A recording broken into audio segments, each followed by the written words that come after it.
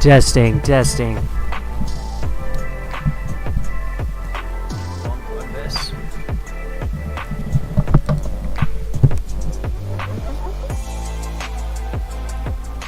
What's up, YouTube? Welcome to KO Bets. My name is Bill. We got a hell of a show lined up. We've got to break down UFC Fight Night, Luque versus Dos Anjos. Before we get started, if you wouldn't mind, please like the video, subscribe to the channel. What do we got to do? We got to go over last week. We had Sandhagen taking on Rob Font, right? It was a pretty good week for us. Just go over that, recap it real quick. We're at 65 subscribers. We're going to give away an NFT upon hitting 100. Yeah, so we had a great card. Jacoby was I picked Kennedy Njoku. I picked Ignacio Bahamondes. I picked Jeremiah Wells. But other than that, we did a great job of making picks. Yeah, let's dive into this week. We've got Luque taking on Dos Anjos. Alright, first fight, we've got Juliana Miller taking on Luana Santos. Juliana Miller, 1-1 in the UFC. Wasn't super impressed. What's up, guys? Thanks for tuning in TikTok. If you want, I'm live on YouTube, so there's a little bit more production with it, so you could tune in there. I had a crazy day. I went golfing. I played 36 holes. That's why I'm on so late. I feel so sunburnt. We've got Juliana Miller taking on Luana Santos. Like I said, Juliana Miller, 1-1 in the UFC. She looked awful against Hardy, her last fight. I was not super impressed at all. I think she was on Ultimate Fighter, though, and she's kind of crazy. She's taking on Luana Santos, who's making her UFC debut. Judo background. Based on Juliana's last fight, I gotta assume like most fighters are gonna be better in the striking department than her. And now she's taking on a judo artist who should be able to hang with her in the grappling part of the game. Probably a good idea to stay away from this fight from a betting perspective, but I don't know. I'm going to go with Luana Santos, who's making her debut. I just think it's hard to hang money on Juliana Miller after a performance like we saw in her last fight. The odds makers agree. Luana Santos is minus 155, the favorite. Odds makers like this to go the distance at minus 200. I mean, Juliana Miller's tough. I think if someone wins inside the distance, I think it would be a Juliana Miller submission, to be honest. But I'm going to roll with the Luana Santos decision. I think she grapples. I think she's more proficient and efficient on the feet. And I think she walks out of there with the unanimous decision. She wins all 3 rounds. Next fight we've got is Damon Blackshear taking on Jose Johnson. Damon Blackshear, 13-5-1 professionally, 1-1-1 in the UFC. Jose Johnson, 15-7 professionally, making his UFC debut, coming off Dana White's Contender Series. Jose Johnson, very poor takedown defense, good striker. I think his success in this fight is going to come down to, is he able to stay on the feet? If he's able to stay on the feet, I think he's got a good shot of winning. If this gets taken to the mat, it's going to be Damon Blackshear all day. Damon Blackshear is durable. He's got good power. He was in a couple of really tough fights his last 2 times out. But he is 3-5 in decisions. So I'm not going to feel amazing if this goes to a decision, unless he's just like absolutely wrestling Jose. We're talking 3 minutes of control time in each round. Then I would feel comfortable on Damon Blackshear. I'm rolling with Damon Blackshear. I think this is just a tough opponent for Jose Johnson. Damon Blackshear is the favorite at minus 278. It's a lot of juice. Odds makers don't like this to go the distance. They like the Damon Blackshear submission. I mean, I gotta think he's gonna get some takedowns in this fight against Jose Johnson, who's, like I said, just awful as far as takedown defense goes.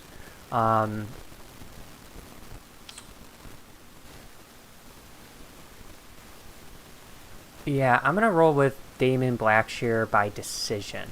Actually, is what I'm gonna roll with. But definitely like Damon Blackshear here.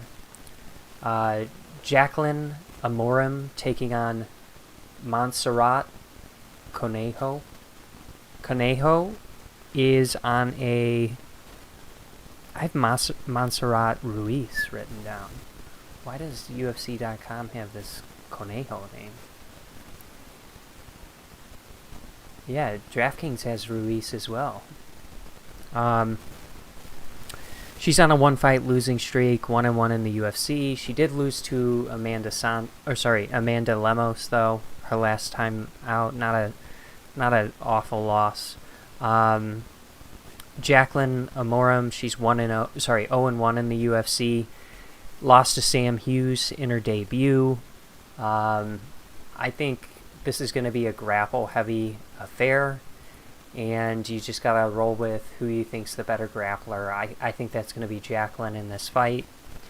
She's got a black belt in Brazilian Jiu-Jitsu. This other girl is just like grabs the head and just throws her opponents. I think she's strong in the grappling department. I just think Jacqueline's going to be more technically sound. So for that reason, I'm rolling with Jacqueline in this fight. She is the favorite. Again, minus 245 is a little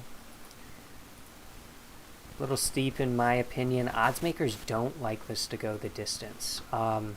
They like the submission from Jacqueline Amorim. Wow.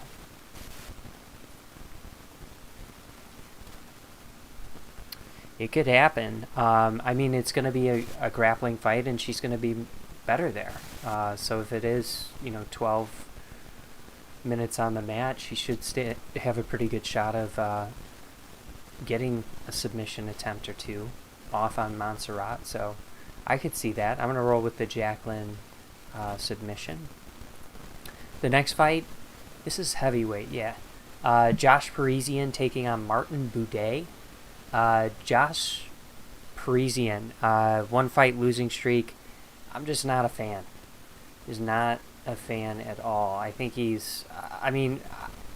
This fight in general just seems like a rough one. But I'm gonna roll with Martin Buday, who's 3-0 in the UFC. He's good at using his size. These are two big dudes, though. I don't think there's going to be a huge size advantage either way. We can to see what that's like. Yeah, but I got to roll with Martin Buday here. Josh Parisian has just been not impressive, in my opinion. So I think Martin Buday, pushes the action, pushes the pressure, engages in body clinches, and is just the more active fighter is what I'm hoping for in this. Buday does have some knockout power.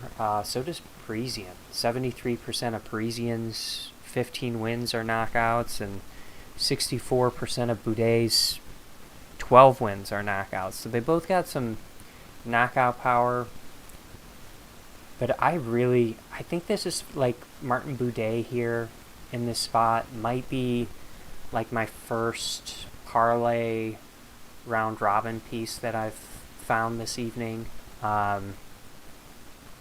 Yeah, I think I'm going to roll with Martin Boudet at minus 178. I'm going to say it's a decision just because we haven't seen Martin Boudet knock anyone out yet. The odds makers like this to go it's a pick 'em for it to go the distance. The over-under's 2.5. They like it to go over. Martin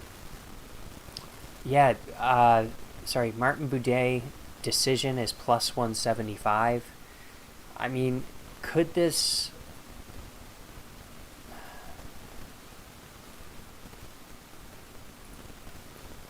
be a split or majority decision at plus 550?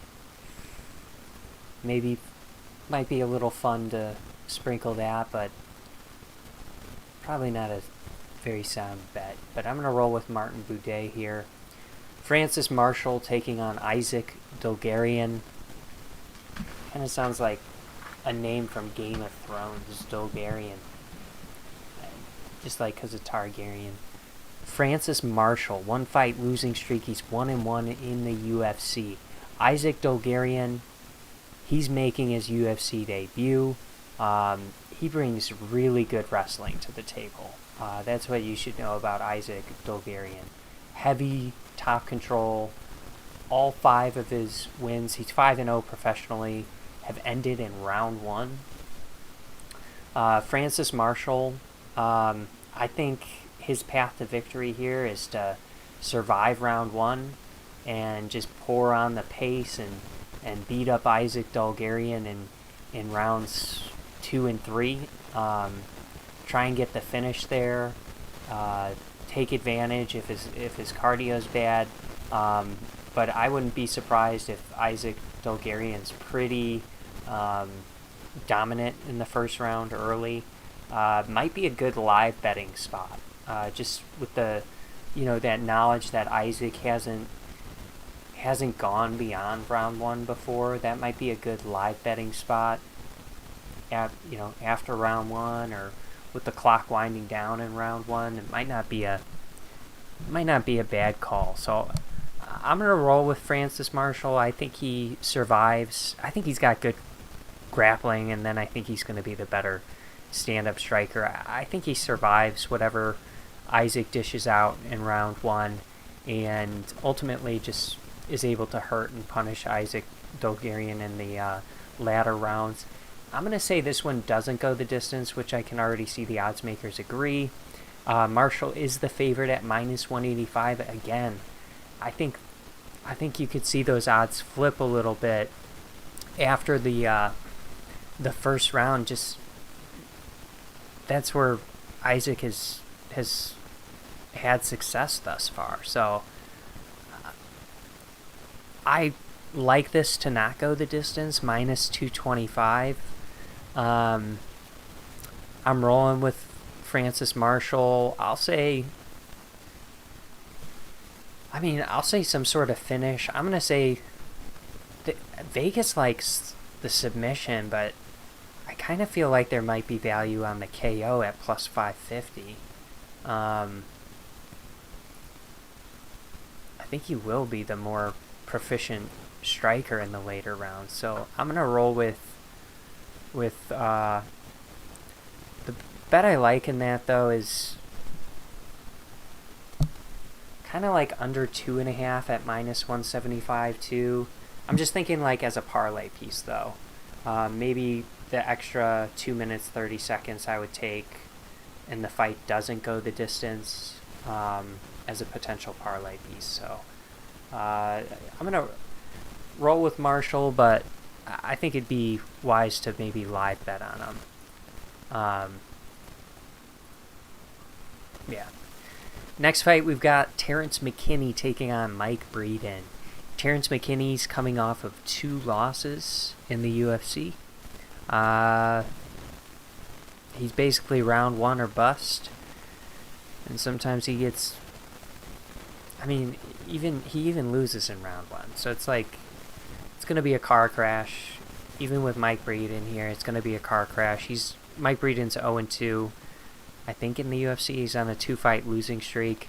And Breeden's recipe for victory here is survive round 1. And then just pour on the cardio on Terrence McKinney, but I think Terrence McKinney's taking a step down in competition, and I like him to win this fight. I like him to get the early finish here. Terrence McKinney's a pretty big favorite at minus 265. Again, just watch McKinney. Pay attention if we're starting to get out of round one and he hasn't put away Breeden. There might be a lot of value on that Breeden line. Odds makers don't like this to go the distance. Minus 1,100. Gosh. Oh, plus 550 for yes. Terrence McKinney, I'm going to say he gets a KO in this fight. That's at plus 140. The round 1 KO is plus 165. The round 1 submission is plus 200. And then his odds just fall off a cliff. I don't know. Like, everyone knows what Terrence McKinney's about, so I'm going to roll with Terrence McKinney here. Money line, I guess, is like another potential parlay and round robin piece. I guess I like that. I already have Francis Marshall, doesn't go the distance. Alright. We've got Marcus McGee taking on JP Buys. Really like Marcus McGee in this spot. JP Buys is 0-3 in the UFC. Marcus McGee, he had a great debut against Journey Newsome. I think he trains with O'Malley, but is just really sharp boxer, strong, physical. Looks really old, but I think he's still pretty young, maybe young 30s, but yeah, looks old. He looked really slick though in his last fight. I was very impressed against Journey Newsome. Has great takedown defense. I just don't really see where JP Buys is going to survive this. JP Buys is hittable. He's chinny. I think Marcus McGee gets the KO. Like Marcus McGee as a potential parlay piece, minus 355, heavy favorite. Odds makers don't like this to go the distance at minus 400. The over-under set at 1.5 rounds. And the odds makers are saying it's going to go under, minus 145. I like McGee, the knockouts at minus 150. That's kind of crazy. I like that McGee knockout. That's what I like too, but minus 150 is kind of rough. I might just use Marcus McGee as a parlay and round robin piece. On to the next fight. Josh Fremd taking on Jamie Pickett. Josh Fremd's on a 1-fight win streak. Jamie Pickett's on a 3-fight losing streak. Jamie Pickett's 2-5 in the UFC, and to be honest, like, neither one of these fighters is particularly good in my opinion. But I'm gonna roll with Josh Fremd, who hits hard, is a decent grappler, but it's a sketchy fight. I'm gonna roll with Josh Fremd. He's a big favorite too at minus 325. I don't think I can hang that type of money. In fact, it might be worth sprinkling Pickett. He's just so bad and so hard to so tough to bet on, in my opinion. Yeah, I'm gonna roll with Fremd, but probably not gonna place any sort of bet. I do like inside the distance, which is at minus 190. That's interesting. I think if Fremd wins, gosh, they have the KO at plus 215, the Fremd submission at plus 240, and then the Fremd decision at plus 240. I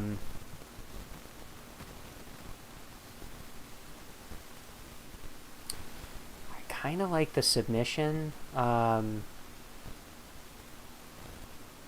just because we saw him get that rear naked choke his last fight out, and I think Pickett might have fought Bo Nichols, so you got to take it with a grain of salt, but I'm pretty sure he was submitted by Bo his last time out. But yeah, I'm going to roll with the Josh Frem submission at plus 240, and I think he gets it done like round 2. Alright, we're on fight number 9 here of 13. AJ Dobson taking on Tafon Njoku.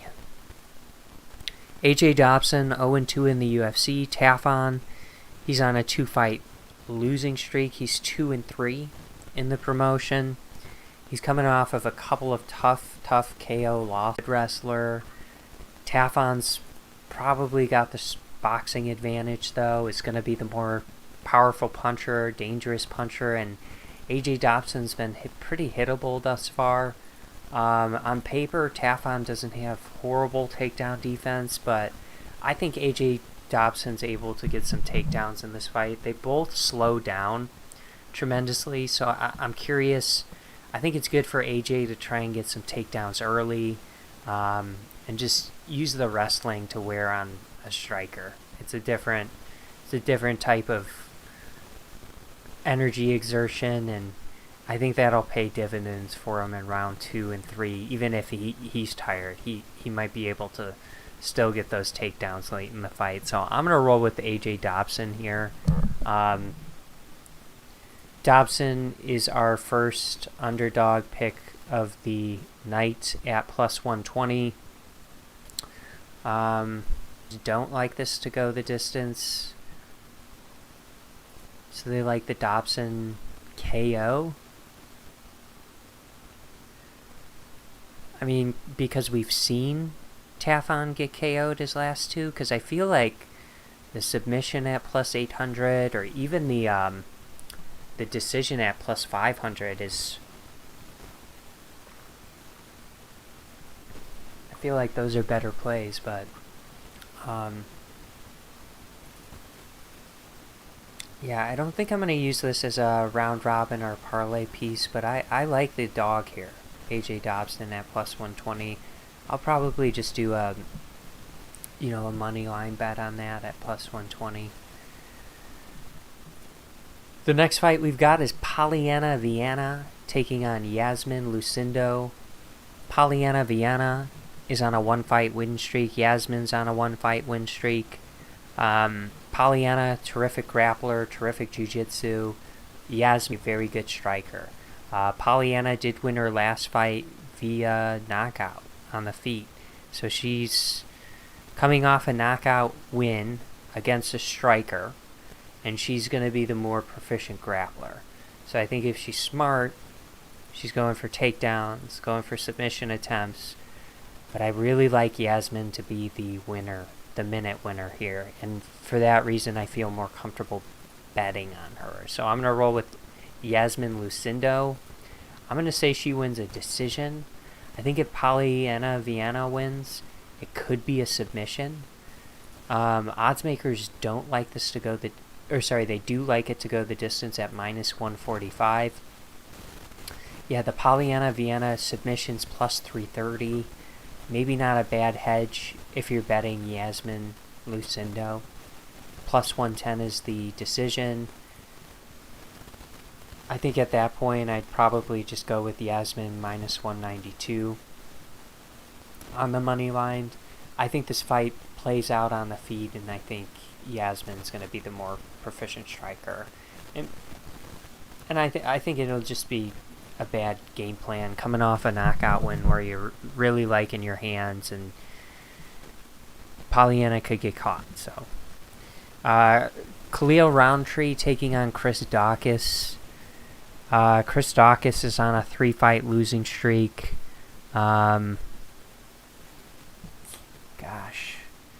Yeah, I mean, he's just been getting knocked out by heavyweights, and now he's going to 205, and he's fighting another pretty brutal knockout artist. Great Muay Thai from Khalil Roundtree, just really violent. If you watch some of his tape, I think it was against Buckley, if you watch that knockout, that doesn't look like a very fun 20-30 seconds, that ending sequence.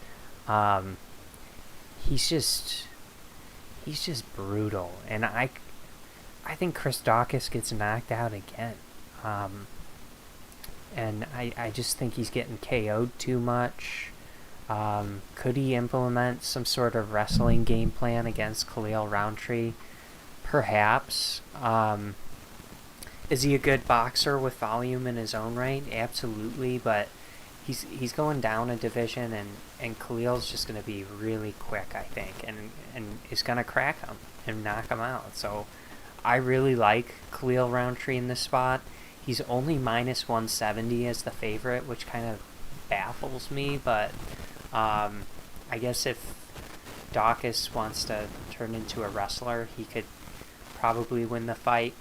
Odds makers don't like it to go the distance at minus 650, I'd agree. The Khalil Roundtree KOs at minus 135. Again, compared to just the money line at minus 170, it doesn't seem worth it to me. What does kind of intrigue me is, what is the round 1 KO for Khalil? It's only plus 150. So, yeah, I think we're priced out of it with the exception of the Khalil Roundtree money line at minus 170. I kind of like that. The co-main event. We're on to the co-main event. We've got Cub Swanson taking on Hakeem Dawodu. Cub Swanson is coming off of a loss. Has been around the sport for a long time. He's a veteran and OG, savvy striker. But you know, he's almost 40. I mean, you kind of know what you're going to get out of him. You're going to get really good boxing, accurate striking, but I think against a guy like Hakeem Dawodu, who's Muay Thai, who implements kicks, is maybe a more dynamic striker, maybe not a better boxer, but more well-rounded striker, more tools. I think we're going to see Cub Swanson struggle here. And then on top of that, I feel like Cub Swanson's just been a little bit chinny. I'm not going to bet it, but I do like the KO method of victory here for either fighter, Cub or Dawodu. You got the 4-ounce gloves. Someone could catch someone. I'm going to roll with Hakeem on the money line. I don't feel crazy comfortable laying minus 230 on him. Yeah, minus 230. I just think sometimes you've seen Hakeem and the output's low. If he's getting out volumed by Cub Swanson, I feel like sometimes he stops throwing shots of his own. Hakeem does, but I'm gonna roll with Hakeem KO. It's at plus 165. Again, though, I don't love any of these lines. The KO method of victory for either fighters at plus 110. I like that better than just doing Hakeem at plus 165, personally, but I can't parlay anything in that fight, in my opinion. But I do like Hakeem. Maybe the Hakeem money line. And now we're on to the main event. We've got Vicente Luque taking on Rafael dos Anjos. Luque's coming off of a couple of bad losses. One was Bilal Muhammad, where he just kind of gets outworked. Bilal gets his revenge, gets that L off the books. And then gets KO'd real bad by Jeff Neal. They said he had brain bleeding. Internal brain bleeding. Vicente Luque. He's returning, and it's just like, what a crazy sport, right? He's taking on Rafael dos Anjos, who's just had an incredible career in the sport, is still trucking along, trying to make a title push. And it's basically a pick'em on the odds. This one, I'm kind of fading Luque in this spot. I think dos Anjos is a I think he's savvy enough and experienced enough on the feet where he can for sure survive. As far as the ground, I don't think it's any very close. I think Dos Anjos is a way better grappler. But yeah, you know, it's a pick'em, and I'm kind of fading Luque just because of the injuries he sustained his last fight, and I think Dos Anjos is gonna have a great performance. Dos Anjos is minus 118 in this spot. Oddsmakers don't like it to go the distance. It's a 5-round fight at minus 165. I mean, it's tough to say. It's tough to say. I don't feel super confident. I kind of like the RDA decision at plus 215, but I don't feel super confident in making a prediction in this fight. I do like Rafael, though, on the money line. I think he's the better overall fighter, even if he's not the better striker or more dynamic striker. I think he's savvy enough there, has the output where he can work with it. Needs to get some takedowns, though, for sure. So that concludes UFC Fight Night Luque versus Dos Anjos breakdown. Let's see. We're going on Twitter for trending topics. Oh, I gotta do... So AMC announced that the court case, they won their court case, so the reverse split and conversion got approved, so kind of seems like they're going to raise a ton of money, and they're not going bankrupt.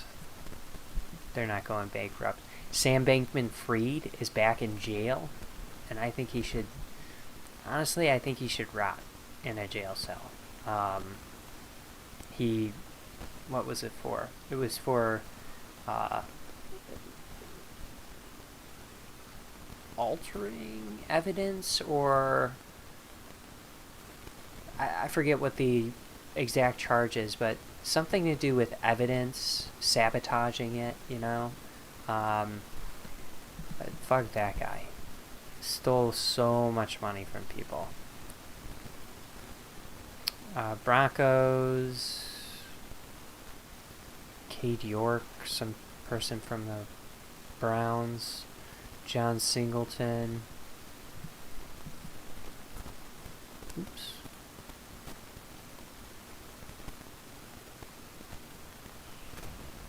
Yeah, I don't know. I don't really see anything interesting or fun in the trending topics. Yeah, Sam Bankman-Fried. Let's get the official charges. Let's get that right.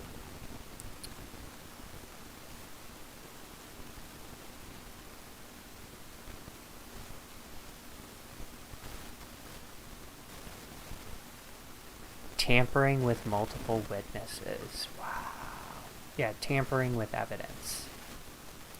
Get your hands off the merchandise. I'm going to quickly check some baseball scores.